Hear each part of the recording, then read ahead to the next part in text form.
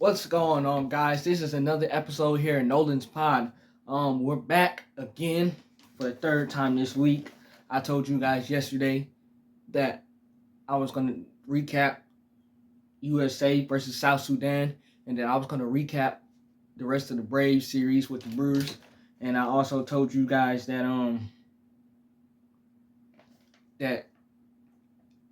USA was going to win. I also told you guys that the Braves were going to win. Actually, when I did my episode on Monday, I told you after Monday, I should say, after I did my episode, I think it was Tuesday, actually, Tuesday. After I did my episode on Tuesday, I told you guys, even though we had lost game one of that series against the Brewers, the Braves did, when we lost game one, I said, we gonna win tonight, which was that night, which was Tuesday night. And then I said, we gonna come back and we gonna win the series the next day. USA won yesterday. I told you guys that. The Braves won the series. Check. You're welcome. So let's recap those games. First starting with USA. USA took on South Sudan. Remember the trouble that South Sudan gave us in the exhibition game, and we only wanted them by 1 point, and everybody was concerned. Well, we took South Sudan more seriously this game.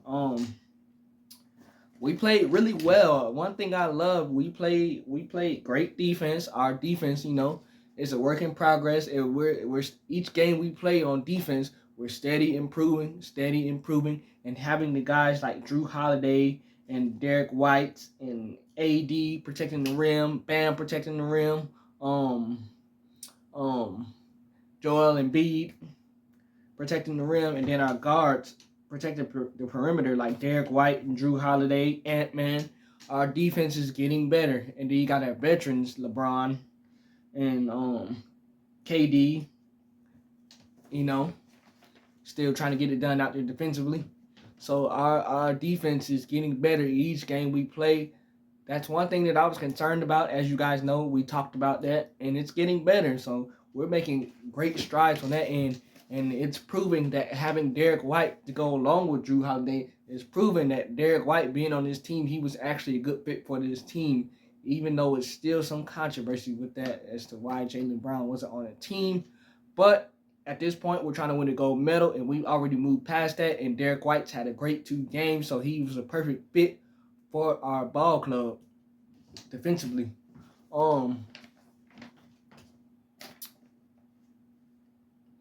And then our ball movement offensively. Yesterday, we moved the ball so well yesterday. I mean, just making extra passes, getting a good shot, and turning it into a great shot. I mean, our ball movement was on point. We weren't really stagnant. We weren't really isolation heavy. When you have all these guys on the roster that's capable of getting their own shot in isolation, it's easy to keep the ball in your hand and not give it up. But this team, we're so unselfish. And I love to see it. I love to see us moving the ball and turning down a good shot to get a great shot. And sometimes, I'm like, shoot the ball, don't make the extra pass, because we're trying to get such a great shot that we got to take the first shot available to us. But this ball club is they're so unselfish that they're going to get the best shot possible. You know what I'm saying? Sometimes we might overpass, you know what I'm saying? Sometimes we overpass, but and with that, turnovers are still a thing for us. We had 15 this game. That's one thing I talked about yesterday. We just want to cut down on our turnovers if we can. Try to only have like 10 turnovers next game. Our first exhibition game, we had 17 turnovers. Yesterday, we had 15 of them. So try to cut that thing down to 10. Try to cut it down to 12. Keep cutting our turnovers down. We're getting more and more used to playing with each other. So that's good. We're getting the chemistry. We shot 52% from the field. We were 13 of 30 from 3.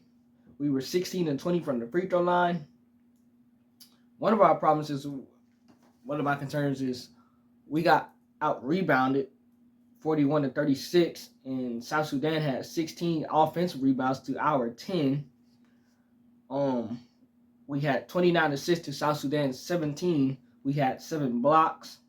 So my concern is rebounding. We got to rebound. Make sure we're getting on the boards. South Sudan's a long and lengthy team too. They scrap and they get on the boards and they fight to go get the rebound. So, just improving in that area, the little things. One thing that Derek White was also good at, of course, playing defense, but just being in the passing lanes, getting steals, getting deflections. Same thing with Drew Holiday, getting steals, getting deflections, and Ant-Man's defense, man to man, putting pressure on the defense in the half court, and us pressing defensively. When we pressed defensively yesterday, South Sudan, they could not really get the ball up the court. They really struggled to try and get the ball up the court. That started with Ant-Man pressing. That's what that started with. Him pressing and pressuring the ball. Gotta still get it dunked. That's one thing about Ant-Man's game that we don't realize. Yes, he's going to jump out the gym and he's high flying, but he's going to play defense. When Ant-Man wants to decide to lock you up defensively, he's going to do that. And that's much like, that reminds me of, have flashbacks of doing D-Wade.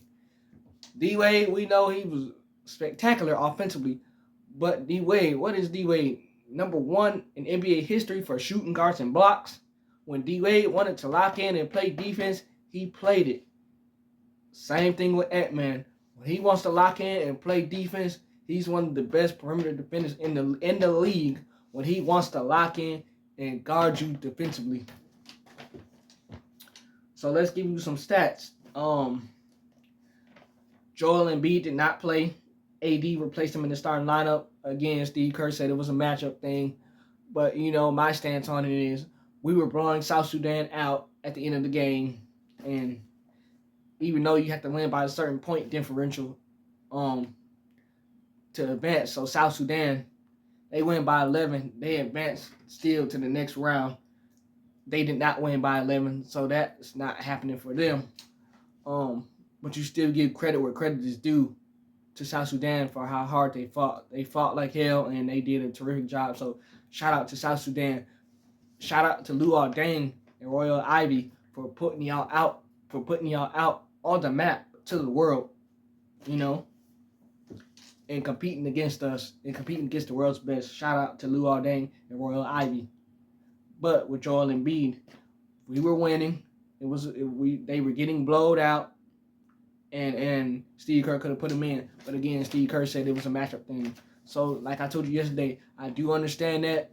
But just like the Jason Tatum thing and the Halliburton thing, getting blowed out, and you could put those guys in.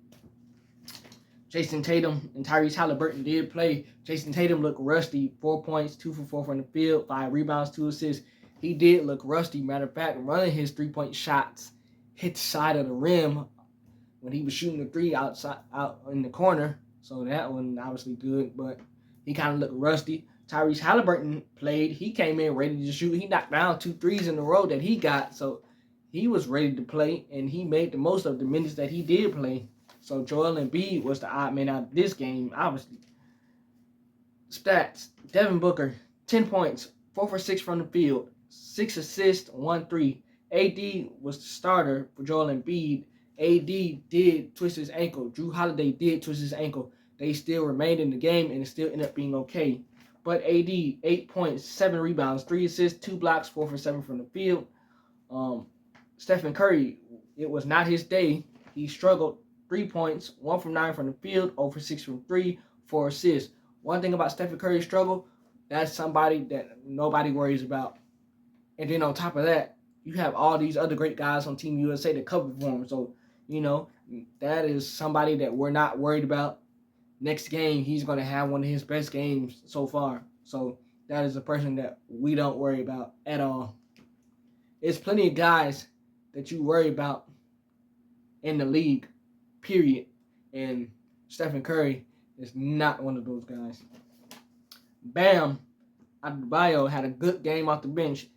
18.7 rebounds, 2 blocks, 1 assist, 1 steal, 8 for 10 from the field, and Bam hit 2 threes. Bam hit 2 corner threes. So if Bam's going to include threes in this game this year, I would say that's probably going to work out pretty well because he shot 2 corner threes with confidence and he knocked them down. Like he had been shooting the 3 balls since he came into the league and he has not. So, hey, Bam, keep shooting. Keep shooting. Keep on shooting. Great game for Bam. As I mentioned, Tyrese Halliburton, 2 threes. Derek White, 10 points, 1 rebound, 1 assist, 3 steals, 3 for 3 from downtown. Like I told you guys, defensively, Derek White got after it, but we know that Derek White's 3-and-D. He's going to knock down that 3. No question about it. He's going to knock down that 3. Especially you get him to look. He's going to knock it down. And like I said, defensively, just getting after it. So on both ends, Derek White was a huge impact for us. And he's just showing why more and more why he deserved to be on the roster in the first place. KD, 14 points, 3 assists, 3 steals, 2 from 5 from the field, 8 from 9 from the free throw line. KD getting after it defensively. Getting after it defensively and getting to the free throw line where he's going to knock down all his free throws. You know what I'm saying? Another underrated thing about KD's game, we talk about him so much offensively, you forget that he's a good defensive player. 3 steals shows that. Ant-Man, 13 points, 2 assists, 1 rebound, 4 from 9 from the field, 2 for 4 from downtown, and 3 steals. I told you, Ant-Man getting active defensively. We always talk about his high flying and him being in the score. 3 steals for Ant-Man, 3 steals for KD, 3 steals for Derek White, 2 blocks from AD, and 2 blocks for Bam. We only allowed South Sudan 86 points. South Sudan gets up those threes. They didn't hit him like they hit him in that first game, but they were still getting them up and making some of them.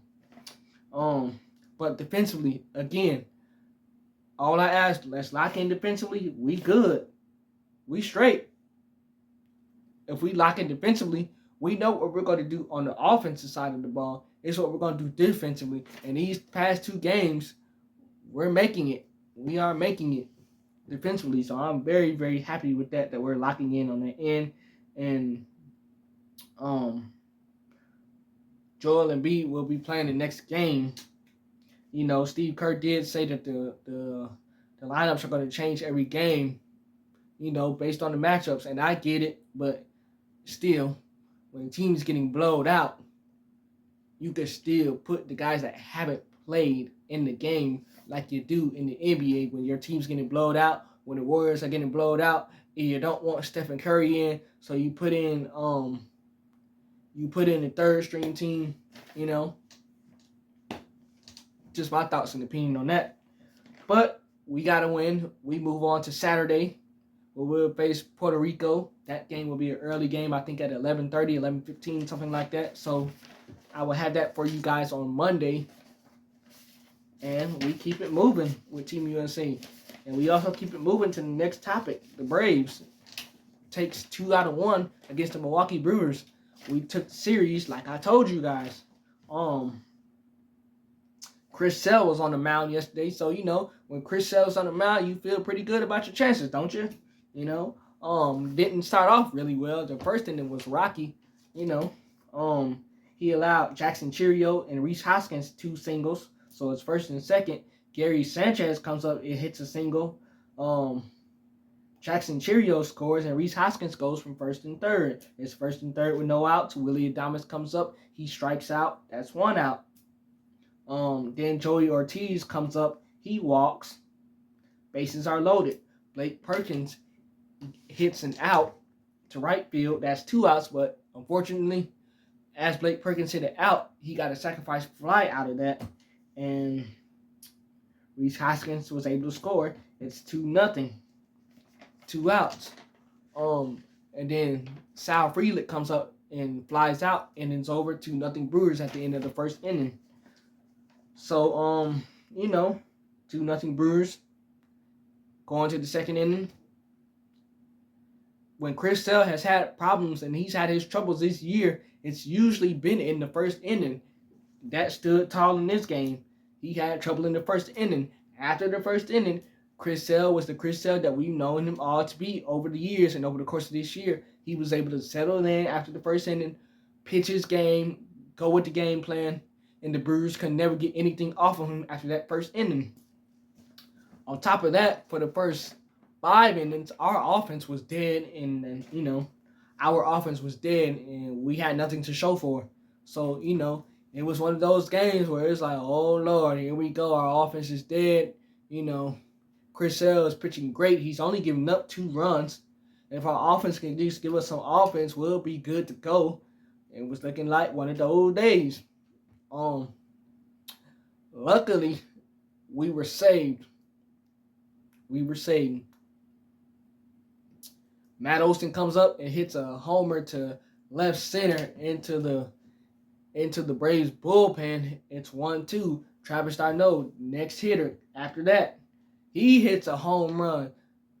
If you turned your head away, you missed it because he hits a home run right after Matt Olson comes up. It's 2-2. We have a brand new ball game in the 6th inning. In the 8th inning, Matt Olson comes up again. He hits another home run to right center. We lead. We lead 3-2. Travis d'Arnaud comes up again.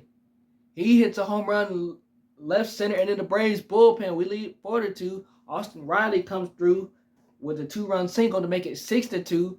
So Travis d'Arnaud and Matt Olson went back to back. Not one time. They went back to back 2 times. 2 times in a row. That's rare that you see that. That is very rare that you see that. No Brave had done that since, I think, 1988. So that's rare that you see back-to-back home runs. Not back-to-back home runs, but back-to-back home runs for twice, 2 times. That's really hard to do, and we needed that. Thank you, Matt Olson. Thank you, Travis d'Arnaud. And Austin Riley with the 2-run single, adding on the entrance runs to make it 6-2. We needed that. We really needed that. That was huge. We needed that, especially on the day that Chris Sale he pitched well. He just gave up those 2 runs in the first inning. Other than that, he pitched really well, and he deserved to get a win. And we needed this win. We needed this series win so we can come back home today as we speak and face the Marlins. To add on to that, Orlando Arcia, Ramon Liriano, and Whit Merrifield had 1 hit each. Jorge Soler made his Braves debut leading off, did not have a hit. And Chris Sale went 5.2 innings, allowed 6 hits, 2 runs, 2 earned runs, 3 walks, and 6 strikeouts. That's pretty good for Chris Sale. Pierce Johnson, Joe Jimenez, and Raisel Iglesias comes in after that and closes it out for us. We win 6-2. We stay in that first wild card. In the playoff race in the National League. The Yankees swept the Phillies yesterday, so we're down 6 games as the Phillies continue to struggle. We continue to get hot. We're trying to move in the right direction. We're coming back home today. We're playing the Marlins for a 4-game series, and we hope to take 3 out of 1 against the Marlins. And not 3 out of 1, we need to be sweeping the Marlins because the Marlins have traded a lot of their guys away. They traded a lot of their guys away at the trading deadline. So the Marlins are a depleted team as we speak, and it'll be nice to take advantage of that. We can't take them lightly, but it'll be very nice to take advantage of that. And then after the Marlins come to town, we're playing the Brewers again, who are going to look to get their win, so we know we're going to have to be ready for that.